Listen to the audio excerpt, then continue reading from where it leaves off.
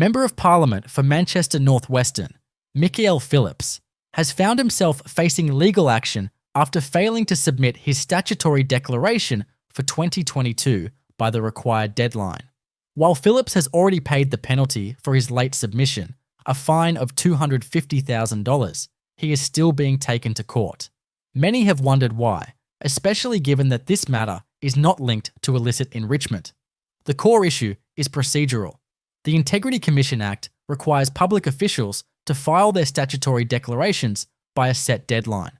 Despite paying the fine for the late submission, Phillips's failure to meet the initial deadline remains a breach of the law. The Director of Corruption Prosecution has pursued the case to ensure accountability, as paying the fine does not automatically absolve an individual from facing legal consequences under the Act.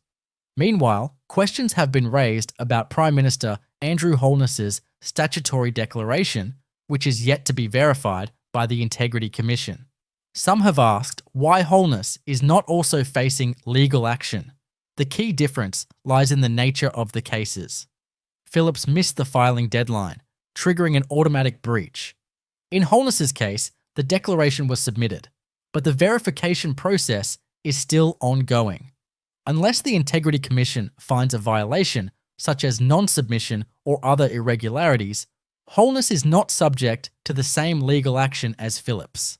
Let me reiterate, Phillips's court case is about the failure to meet a deadline, not about illicit enrichment, while Holness's declaration is still under review, with no indication yet of legal non-compliance.